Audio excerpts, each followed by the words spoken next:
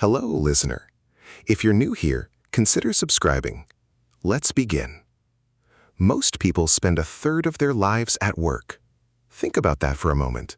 A third of your entire existence takes place inside the same buildings, at the same desks, walking the same hallways, punching the same clock. You learn a place so thoroughly that you stop seeing it. The office becomes invisible. The warehouse becomes background. The hospital corridor becomes as familiar as your own bedroom hallway, and you walk it on autopilot, not looking left or right, not noticing. That invisibility is exactly where the trouble starts. Because the people who shared the stories you're about to hear all made the same assumption, that familiar was the same as safe, that a place you know could not become something you don't recognize, that a building you've worked in for months or years would behave at 2 in the morning with the lights half off and the last coworker gone exactly the way it always had. They were wrong. Tonight, we bring you 3 workplace horror stories, accounts shared by real people describing real experiences that disturbed them deeply enough that they put them into words and sent them into the world, searching for someone who would understand. These are not stories from fiction. They are not invented. They are the kind of true scary stories that live in the places you go every day, waiting for the moment when you finally pay attention. Welcome back to Lost Broadcast. Turn the lights up if you need to. And whatever job you're working tomorrow, pay attention to the details. The details are where everything begins. Most people think their workplace is the safest place they visit every day. They think the office building, the parking garage, the server rooms and the break areas, and the after-hours corridors are just inert space. Concrete and carpet and fluorescent light, inhabited by people who are too tired and too busy and too absorbed in their spreadsheets to be anything but ordinary. They think that security cameras are a formality, recording footage that nobody watches, that nobody needs to watch because nothing worth watching ever happens. A man we'll call Garrett thought the same thing. He'd been a facility security coordinator for a mid-sized commercial real estate management firm for almost 4 years, when the incident that became one of the most disturbing workplace horror stories he ever encountered crossed his desk. Or rather, appeared on his screen, in the form of archived camera footage from a building he managed in the financial district of a large northeastern city. His job was straightforward, or it had always seemed that way. He oversaw the security infrastructure of 11 commercial properties, cameras, access control systems, alarm monitoring, and the coordination of after-hours contractors who needed building access for maintenance work. He managed it all from a small, dedicated office in the management company's main building, surrounded by monitors, access logs, and the low background hum of systems running 24 hours a day. He was not a guard. He did not patrol. He sat at a desk and watched data and responded to alerts, and occasionally had to call the police when a sensor flagged something real. He had been doing this for nearly 4 years, and had called the police 3 times. Once for a broken window on a ground floor that turned out to be a bird. Once for an actual break-in attempt at a property in an industrial zone that turned out to be a teenager after copper wiring. And once for something he still couldn't completely explain, which is the reason he shared the account online in the first place. The building in question was a 12-story commercial office building built in the late 1970s. Not glamorous, not modern, but fully occupied with a mix of small professional service firms, accountants, small law offices, a couple of insurance agencies, the kind of tenants who signed 5-year leases and paid on time and never called unless the elevator was making a sound. The building had its own night security guard from 11 to 7, and the security camera system was a mixed installation, some newer IP cameras on the main floors, some older analog cameras in the parking garage and service corridors that the management company had never gotten around to upgrading. On a Tuesday morning in November, Garrett received an automated alert from the building's access control system. This was not unusual. These alerts happened regularly for a variety of low-priority reasons. But the specific flag on this one caught his attention because it indicated that the door to the server room on the 7th floor, which should only be accessible to 2 authorized personnel and required a key fob and a PIN, had been held open for longer than its acceptable threshold. The threshold was set at 90 seconds. The door was supposed to close and relatch within 90 seconds of opening. The alert told him the door had been held open for 14 minutes, starting at 4:17 in the morning. He pulled the access log. The door had opened at 4:17 using one of the 2 authorized fob credentials, but the name attached to that credential was Daniel Forsyth, an IT contractor who, according to his most recent authorized access schedule, was not supposed to be in the building that week. He was supposed to be at another property across town. This was the kind of discrepancy that could have a dozen innocent explanations. Schedules changed, people forgot to update their access parameters. Garrett noted it, made a call to the IT contractor company that employed Forsyth, left a message, and then, because he was thorough and because something about 14 minutes was bothering him, it was too long for a normal server room visit and too short to suggest someone had left the door wedged open accidentally, he pulled the 7th floor camera footage from 4:15 to 4:40 that morning. The 7th floor camera covered the main corridor, the elevator lobby, and the entrance to the server room. It was one of the newer IP cameras, and the image quality was good enough. He watched from 4:15. At 4:17, the server room door opened. No one came through it. The door stood open. He could see the angle of it, pushed inward, held from inside, and the server room beyond was dark, except for the blue and green indicator lights of the rack equipment. Nobody walked out. Nobody walked in. The door stood open, and the corridor outside was empty. He let it play. At 4:21, the door closed. Then it opened again. At 4:23, same angle, no person visible. Dark room behind it. The corridor empty. Then it closed again. At 4:26. The alert said the door had been open for 14 minutes. But what Garrett was watching was a door that opened and closed every few minutes, held from inside each time, by nothing visible. He checked the camera angle. It was good. It showed the full door frame, the full corridor, the walls on both sides, and the elevator lobby 20 feet away. There was no blind spot on the hinge side of the door that could have concealed a person holding it open. And the door didn't open itself. It was a heavy commercial door with a proper automatic closer. Something was holding it. Something was in that door frame, holding the door open and then releasing it, repeatedly, for 14 minutes, at 4 in the morning. He called the building's night security guard. The guard, a man named Pete, who had worked nights there for 7 years, answered on the second ring, and when Garrett described what he was seeing, Pete was quiet for a moment, and then said something that made Garrett's skin go cold. He said, "That's the room where it started last month." Pete's account, which Garrett heard over the phone that Tuesday morning, and which he shared in his online post along with his own, went back 5 weeks. Pete had been doing his 1:30 sweep of the 7th floor when he'd found the server room door closed but unlocked. The latch hadn't caught properly, and when he'd checked it, the door swung open. He'd assumed it was a maintenance oversight, pulled it properly shut, confirmed it latched, and moved on. 2 nights later, the same thing, closed but unlocked. He'd assumed the same and reported it in the shift log, which he'd sent to the management company's general inbox, where it had sat, unread, in a queue of routine maintenance reports. And then, 3 nights after that, he'd heard sounds from the 7th floor during his 2:30 sweep. Not loud, not dramatic. A sound like typing, like keystrokes, rapid and continuous, coming through the closed door of the server room. He'd stopped in the hallway and listened to it for what he estimated was 2 or 3 minutes.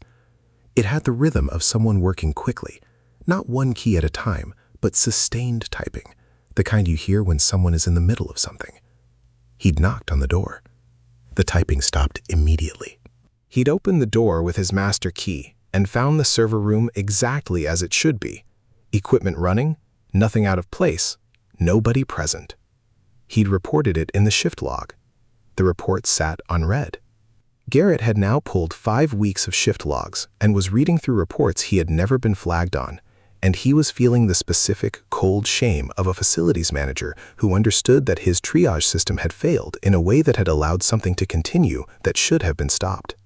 The access logs for the server room told a different story than he'd expected. He ran the full report for the previous 6 weeks, filtering for after-hours access. Any entry between 11 p.m. and 6 a.m.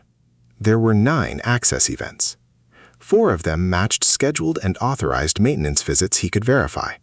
The other 5 did not match any authorized schedule and used the same credential, Daniel Forsyth's fob. He called the contractor company again. This time, someone answered. He asked specifically whether Daniel Forsyth had been scheduled to visit the building at night in the past 6 weeks. The person who answered checked the system and said no. Garrett asked when Forsyth had last been officially assigned to that building. She checked again and gave him a date that was 8 weeks ago. Forsyth hadn't been authorized in that building for 2 months, but his credential had accessed the server room 5 times in the past 6 weeks. Garrett ended the call and sat very still for a moment. Then he looked at the most recent access event from 4:17 that morning and the footage of a door opening and closing by itself, and he understood that he had been looking at the wrong question. The question was not what was happening in the server room. The question was how someone was using Daniel Forsyth's credential in that building without Daniel Forsyth being present. There were 2 answers to that question. One was that the credential had been cloned. The fob had been duplicated, which was technically possible and not particularly complicated for someone who knew how. The other answer was that whoever was accessing the room was invisible to the camera. Both answers were disturbing, but one of them was a workplace horror story about a security breach. The other was something Garrett could not put a category around, and he was a person who operated entirely within categories. He called the police. 2 officers came to the building that afternoon and reviewed the footage with Garrett. They found the same thing he had found, a door opening and closing multiple times with no visible person in the frame. They went up to the 7th floor and examined the server room. Nothing appeared disturbed or stolen. The equipment was all present and functional. The IT contractor company sent a representative who confirmed that nothing appeared to have been accessed or tampered with in the racks. But the representative also found something else. Behind one of the rack units, there was a small device, a wireless transmitter, roughly the size of a deck of cards, cable tied to the back of the rack in a position where it would not be visible from the front. It was attached to the network. It had been broadcasting. The police took it as evidence. The investigation that followed was handled by a specialized cybercrime unit, and Garrett was not given full details. What he was told, months later, in a brief conversation with a detective who had followed up on the case, was that the device had been a data exfiltration tool, that it had been transmitting data from the firm's internal network to an external server for approximately 6 weeks, and that whoever had installed it had known precisely what they were doing. The access logs with Forsyth's credential were never fully explained. The best theory the detective offered was a cloned fob and a camera exploit, a looped video feed, a technique used in high-level security breaches, where the camera is fed a static or recorded image during the period of intrusion. Someone sophisticated enough to loop a camera feed and clone an access credential would also have been sophisticated enough to make an entry appear on the system logs, adding a layer of misdirection. But Garrett has never been entirely comfortable with this explanation. Because the camera loop theory, while technically sound, requires that someone set it up in advance, before the first unauthorized access event, and that the loop was precise enough to show the door opening and closing naturally with the right timing and the right visual detail, including the angle of the door, the darkness of the room behind it. Making a loop look like a door opening and closing repeatedly by itself at 4 in the morning would have required either extraordinary technical sophistication or a very strange choice of cover footage. He thinks about this sometimes, on quiet Tuesday mornings, when the monitors are running and the alerts are routine, and the buildings he manages are full of people doing ordinary things in ordinary rooms.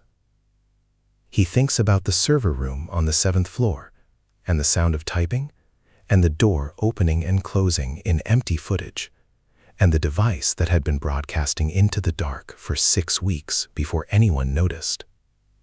He thinks about what else might have been in that footage that the loop had been designed to hide. He has never been able to answer that question. And the detective, in their last conversation, told him he probably shouldn't try.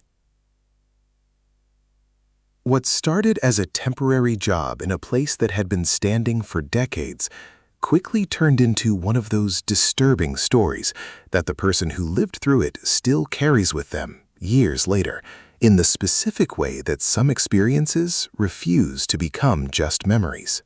This account was shared in an online community for people who work in the hospitality industry, a forum where front desk workers and housekeeping staff and maintenance crews share the kind of workplace stories that never make it into the job description, the real ones, the ones that happen in the hours when most guests are asleep and the building reveals its actual character. The person who shared it identified herself only as someone who had worked a 1-year contract at a hotel. She'd been working in hospitality for 8 years before this particular place. She had worked late nights. She had worked alone. She had worked in old buildings and understaffed properties and hotels with reputations that were euphemistically described as historic. She said in her account that she considered herself not easily unsettled. She said this in the past tense. After the hotel on Millhaven Road, she said, she understood unsettled differently.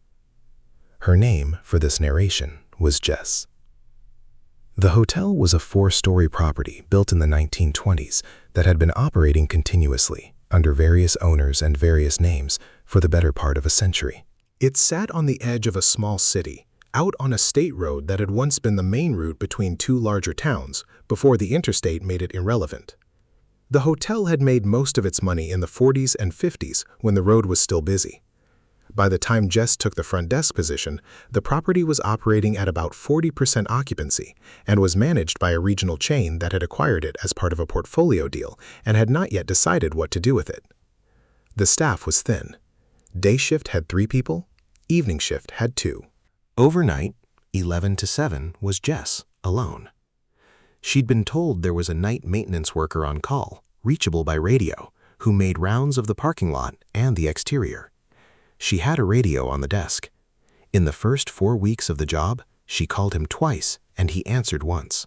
He seemed to operate on a schedule she couldn't predict, and in a part of the property she couldn't quite locate, because she heard him on the radio but never saw him in the building, and the exterior camera that covered the parking lot rarely showed movement on the nights she was sure he was supposed to be there. She had accepted this as the particular entropy of an understaffed old property and focused on her job. The job was the way overnight front desk jobs always are. Long stretches of nothing interrupted by brief interactions with guests who needed things at inconvenient hours. She brought books. She watched things on her phone. She learned the building the way you learn any place you spend 8 hours a night inside, not consciously, but through accumulation. The particular sound the elevator made on the way down from the 3rd floor. The smell of the corridor on the north side of the 2nd floor, which was different from the rest of the building. Older in a way that had nothing to do with cleaning standards, more like the smell of rooms that hadn't been opened in a while. The sound the pipes made in the walls between 2 and 3 in the morning, a regular percussion that she had decided was thermal expansion and which she stopped noticing after the first week. The first warning sign was not dramatic. It was, in fact, so quiet that she almost missed it entirely. It was a light. The property had an internal courtyard, a remnant of the original design, a small open space in the center of the building's footprint that had been glassed over at some point to create an enclosed atrium. The atrium was not used by guests. It held some dusty rattan furniture that had clearly not been touched in years, and a defunct fountain in the center. The glass ceiling let in skylight during the day, and at night reflected the interior lights back down. Jess could see the atrium through a window at the end of the 1st floor east corridor. On her 6th overnight shift, sometime around 2 in the morning, she had walked the east corridor during a routine check and had seen a light in the atrium. Not the overhead lighting, which ran on a timer and was off after midnight. Something else, a moving light, yellow-white, the quality of a handheld flashlight. It moved slowly across the atrium floor in a straight line, paused at the far side, and then went dark. She stood at the corridor window and looked at the atrium for a long time. It was dark. Nothing moved. She radioed the maintenance worker. No answer. She noted it in the shift log and went back to the desk. 3 nights later, the light again. This time she was at the desk when she saw it. The atrium had a sight line from the desk if you looked down the east corridor, and she saw the yellow-white glow moving across the atrium floor, again in that steady, purposeful straight line, from one side to the other. She picked up the radio immediately. "Jerry, are you in the atrium?" Static. Then, "No, I'm out back." She said, "There's a light in the atrium. Someone's in there." A pause. Then, "I'll check it." Jerry appeared, to her visible relief, from the back entrance door at the end of the lobby, moving without obvious urgency through the building toward the atrium access. He had a flashlight. He went in. She watched the corridor. His light moved around the space. He came back out 5 minutes later and came to the desk and said there was nothing in there. Rattan chairs, fountain, a lot of dust, no sign of anyone. She asked him what the light she'd seen could have been. He said the glass ceiling could pick up headlights from the road if the angle was right. He said it in the tone of someone who has given this explanation before. She accepted it with the caution of someone who has heard a rehearsed explanation. What she did not tell Jerry, because she hadn't processed it quickly enough in the moment to include it, was that the light she had seen moved in a straight, horizontal line, floor level, in one direction. Not the arc of a car headlight sweeping across a ceiling, not reflected light bouncing off glass. A light moving at floor level, steady and directed, like a person walking with a flashlight. On the 14th night, she found room 217. She had been doing her 2 a.m. corridor check of the second floor, something she did not because it was in her job description, but because the alternating of routine and movement was the thing that kept her functional during the overnight, and also because she had discovered early on that the second floor often produced questions from guests who couldn't sleep and who were more comfortable flagging down a present person than calling the desk. She knew the second floor rooms by number and by position, and by the particular sounds their heating units made. Room 217 was at the north end of the corridor. She knew it was vacant. She had checked the occupancy list at the start of her shift, as she always did. The door was closed. The hallway was quiet. As she passed it, on her way back toward the elevator, she noticed something she hadn't noticed before. There was a strip of light at the bottom of the door. Not a bright strip, not strong. The kind of light that would be produced by a bedside lamp on its lowest setting, or a lamp in an adjacent bathroom with the door mostly closed. A thin yellow line under a door that was supposed to be behind a dark, empty room. She stopped. She stood in the corridor and looked at the light. Her heartbeat, which she took note of with the clinical attention of someone who is aware that they are frightened and is doing their best to manage it, was fast. She went back to the desk and checked the key system for room 217. According to the system, no key card had been issued for that room during the current stay cycle. It had been vacant for 6 days. Nobody should have been in there. She thought through the possible explanations. A lamp left on by the previous guest, a maintenance worker who had gone in and left the light. She thought about these explanations, and she thought about the light in the atrium and the maintenance worker who was never quite where he said he was. And she made a decision she had been building toward for 2 weeks without quite knowing it. She asked the overnight manager on the next shift to review the keycard history for room 217 over the past 3 months, not just the access log for the current stay cycle, the full 3 months. The manager sent her the report 2 days later. It took her a moment to understand what she was looking at. Room 217 had been vacant for a total of 11 of the last 90 days. On the other 79 days, it had been occupied by guests. Normal rotation, normal usage. But the keycard system also logged the electronic keycard activations separately from check-in, and what it showed for room 217 were activations that did not correspond to any registered guest keycard. In other words, the room had been accessed on 17 separate occasions over 3 months using a key card that was not in the system. A ghost card, a physical key card that had been programmed to work on this room, possibly cloned from a master key, that did not appear in the hotel's key management system because it had been created outside of it. She reported this. She filed it formally, in writing, with the regional management office that oversaw the property. She got a response 2 weeks later that said the security system was being audited and that she should not discuss the matter with guests. She was given no further information.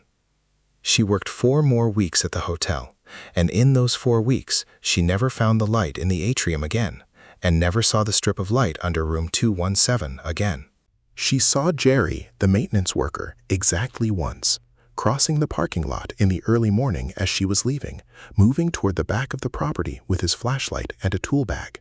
She raised her hand in greeting. He looked at her for a moment before he looked away and kept walking. She resigned from the position before her contract ended. The person who took her place was a man who had worked overnight shifts at hotels for years, and who, according to the regional manager, was specifically experienced with older properties. 6 weeks after Jess left, the hotel underwent a renovation closure. During the renovation, according to a brief item in the regional business news that she found while searching for information about the property, workers discovered a concealed room behind a false wall on the 2nd floor of the north wing. The item did not specify where exactly on the 2nd floor. It did not specify what was found in the room.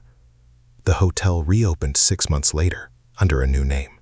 Room 217, she checked the online listings out of a habit she couldn't quite break, appears to no longer exist in the numbering system.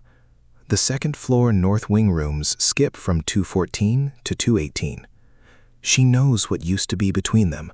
She does not know what was in it. She has made her peace with that, mostly. She has not worked a night shift since, and she understands that this is a concession, and she has decided it is a concession worth making. The business listing for the hotel on Millhaven Road has a 4-star rating on most travel sites. The reviews mention the historic charm and the renovated rooms.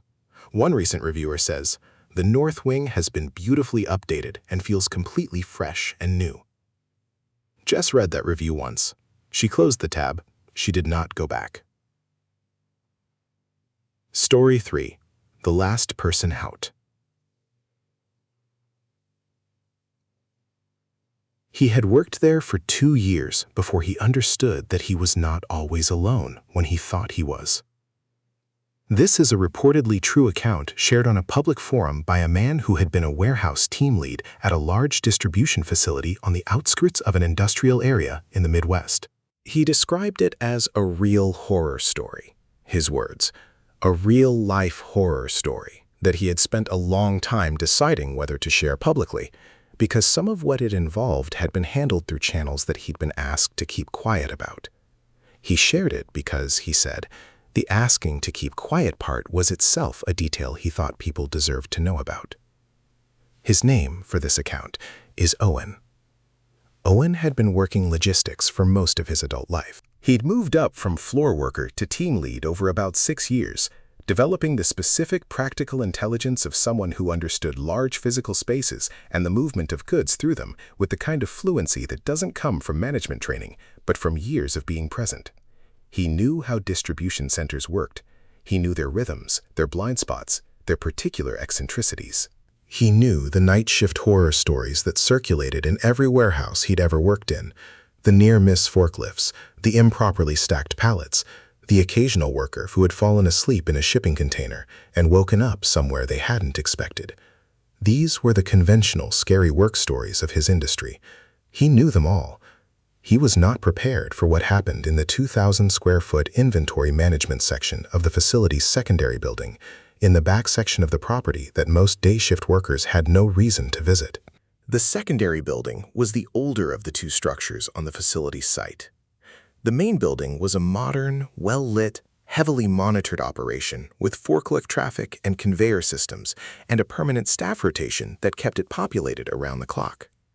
The secondary building held overstock, returns, items awaiting disposition, and a section at the back that had been designated for inventory management and quality review. This section had shelving, workstations, a small office, and a secondary entrance that opened onto a loading area, serviced by a different truck route than the main building. The secondary building's population was thinner than the main facility. Day shift usually had 6 to 8 people in there. Evening had 2 or 3. Overnight, a reduced operation, had 1 person doing a cycle count and inventory reconciliation on a rotating schedule, and that person was usually Owen. He didn't mind the overnight in the secondary building. This is worth being clear about, because it's relevant to understanding how the experience crept up on him. He was not a person who was afraid of empty spaces. He did not find large, dark warehouses unsettling. He worked with his headphones in, cycling through the inventory counts, and he found the solitude of it functional rather than frightening. The first odd thing was so small that he almost dismissed it entirely. Sometime around his 8th week on the overnight rotation in the secondary building, he noticed that the items on a specific section of shelving, Bay 17, which held returned electronics awaiting disposition, were not in the positions he had last placed them. Not all of them, not dramatically, but he did his cycle count meticulously and maintained his own shorthand notation of where items were in relation to each other because it sped up future counts, and the items in Bay 17 had shifted. Small shifts. A box that had been flush with the shelf edge was now set back by several inches. A return lot that had been organized by SKU was now organized differently, not randomly, but differently from how he'd left it. He assumed a day shift worker had been in there for some reason and hadn't known or hadn't cared about his notation system. He mentioned it at his shift handover, and the day supervisor said no one had been scheduled in Bay 17. Owen said, okay, and adjusted his notes and counted it a minor nuisance. It happened again the following week. Bay 17, again with the same character of disturbance. Not chaotic, not as though items had been knocked over or moved roughly, organized differently, as though someone had looked through them methodically and then replaced them with reasonable care but imperfect knowledge of how they'd been arranged. He began leaving markers, not obvious ones, just small placement notes that were his own system, invisible to anyone who didn't know what they were. A box angled precisely 7 degrees from parallel, a sticker faced outward when it had been faced inward. Things he would notice and a random visitor would not. The markers were moved. Every week, on the same rotation, whenever he'd been away for 2 or 3 days and then returned to the overnight, the markers had been disturbed. The items had been through the same methodical, careful, replacing with reasonable care process. He started looking at the secondary building's camera system. This is where the workplace horror story that Owen had been carrying becomes a real-life horror story in a much more concrete and disturbing way, because the secondary building's camera system had a problem that he had known about for weeks and had assumed, along with everyone else, was a maintenance backlog. 3 of the 5 cameras in the secondary building were not recording. They appeared functional. The red indicator lights were on, the monitors showed live feeds, but when you went to pull archived footage, the archive for those 3 cameras was empty. No recordings. For the past 4 months, the 2 cameras that were recording covered the main entrance and the loading dock. They did not cover Bay 17. They did not cover the rear section of the secondary building at all. Owen pulled what footage existed. He looked through it carefully on 4 separate occasions, going back as far as the archive held. He was looking for anyone entering the building through the main entrance or the loading dock during the overnight hours when the building was supposed to hold only him. He found 3 events in 11 weeks that were worth looking at more carefully. All 3 were in the dead hours, between 2 and 4 in the morning. All 3 showed, on the loading dock camera, the rear loading door opening without the keycard access log generating an event. The door opened, the door closed, no event logged, no credential used, no person visible in the camera frame. The camera angle showed the exterior, and what opened was the interior access door to the dock, which was not in the camera frame.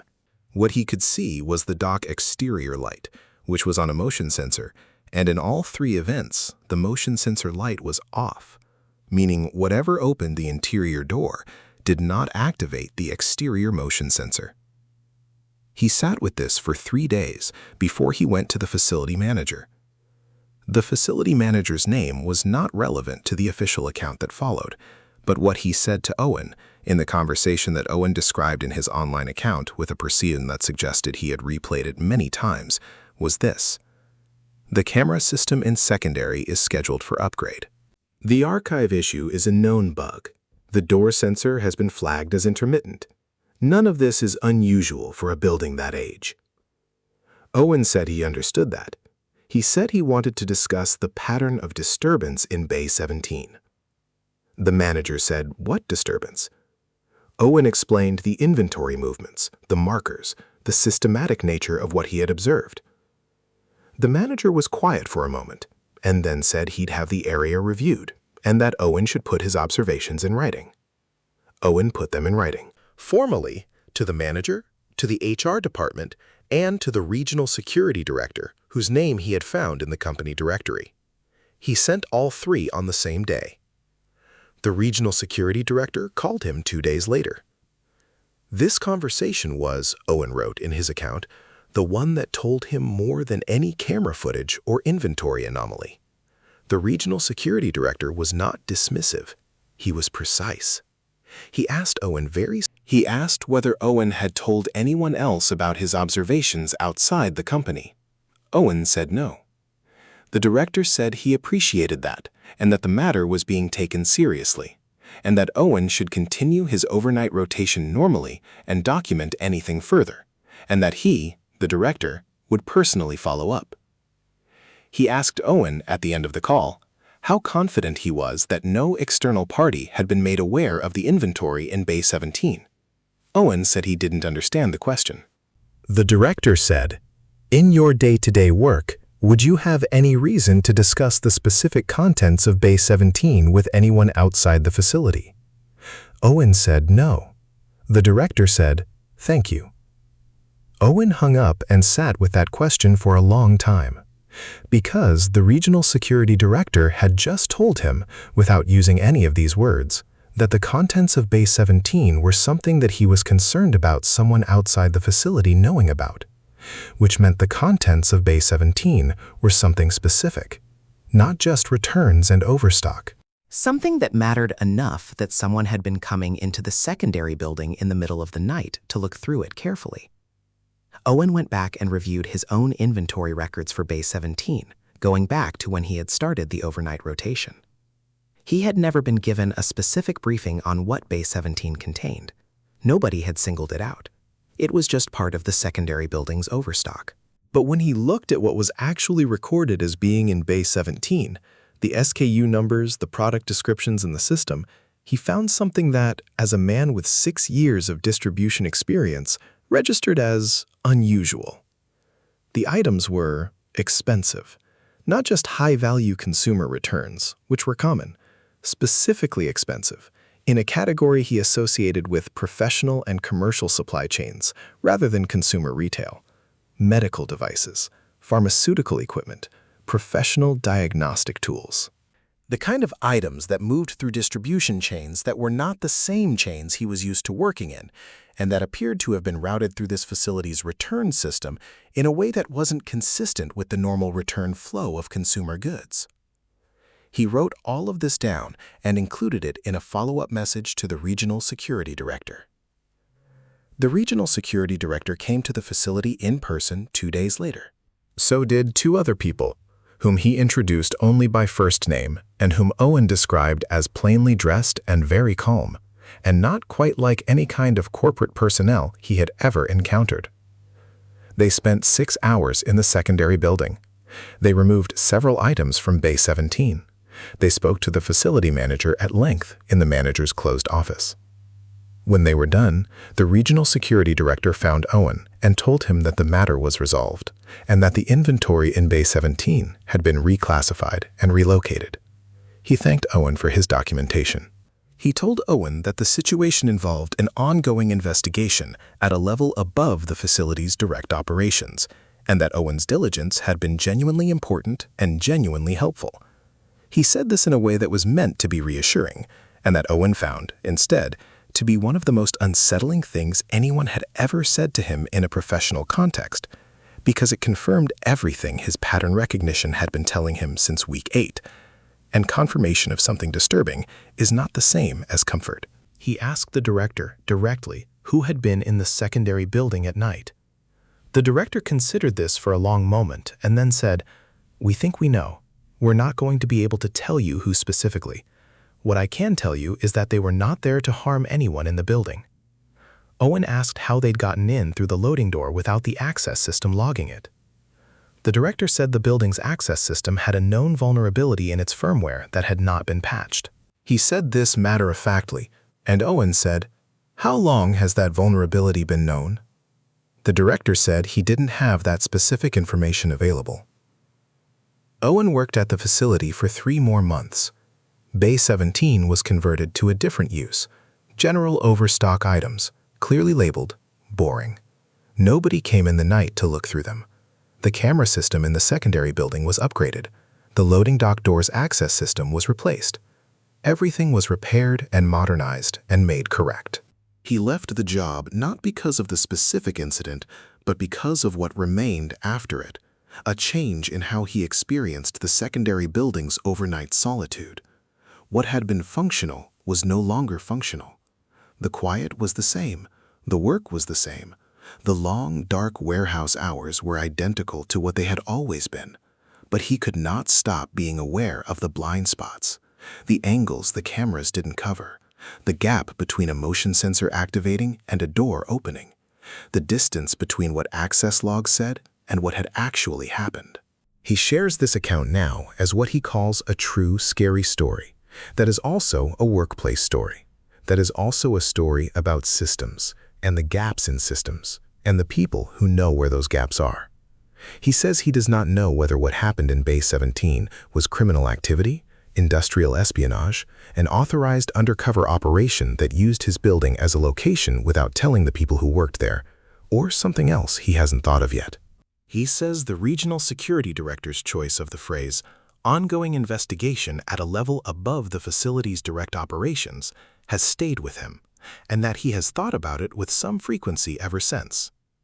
He says the cameras in the secondary building now record continuously and store footage for 90 days, and the archive works correctly. And he knows this because he checked before he left, because checking was what he did. He says he found, in the last week before his final shift, the archive for the period before the system upgrade, the 4 months in which 3 cameras had recorded nothing, had been entirely cleared. Not a storage failure, not a technical glitch, a deliberate deletion, with an access log showing an authorized maintenance credential performing the action. He says he wrote that down too, in a personal document that he keeps offline. He says document is detailed and complete, and that he has told 3 people he trusts where to find it. He says this not because he is afraid, exactly, but because he is the kind of person who has learned to understand the value of documentation. And because, he writes in the final line of his account, some workplace horror stories are not finished yet. Some of them are still unfolding, very slowly, in buildings that look ordinary and function normally, and hold, somewhere in their blueprint, a bay or a room or a door that the access system does not log, where something has been happening that you only find out about if you are the kind of person who notices when a box has moved half an inch from where you left it. He says, be that kind of person. He says he is glad he was. 3 workplaces, 3 people doing ordinary jobs in ordinary buildings. 3 moments when the familiar became something else. Not dramatically, not all at once, but slowly and certainly, the way things reveal themselves when you start paying attention to the details that don't quite fit. This is what true workplace horror stories are made of. Not the obvious ones, not the emergencies and the visible disasters. The ones that grow quietly, over weeks, inside places you've stopped looking at because you think you already know what's there. The looping camera footage. The light under a vacant door. The box moved half an inch from where you left it. The real horror in each of these accounts was never the discovery. It was the time before the discovery, The days and weeks when something was happening in a building full of people who had no idea. When routines continued and shifts were worked and logs were filed and nobody noticed that the thing they were supposed to be noticing had been hiding in plain sight. If these stories unsettled you, good. That feeling is useful. Take it to work tomorrow. Look at the corners you normally don't look at. Check the door you normally walk past. Notice what's changed and what hasn't. Thank you for being here with us at Lost Broadcast. If these true horror stories, these creepy workplace encounters, and disturbing real-life experiences found a place in you tonight, then you already understand why this channel exists. We are here for the stories that don't make the news. The ones people share at 2 in the morning when they finally find the words for what they saw. Subscribe to Lost Broadcast if you haven't already. More true horror stories, more workplace horror stories, more creepy encounters and unexplained events are coming every week from the ordinary places where extraordinary and disturbing things have quietly happened to people who were just trying to do their jobs. We'll see you in the dark. Stay alert and check the cameras. If you enjoyed this story, don't forget to subscribe to the channel for more survival horror stories like this. Thanks for listening, and I'll see you in the next one.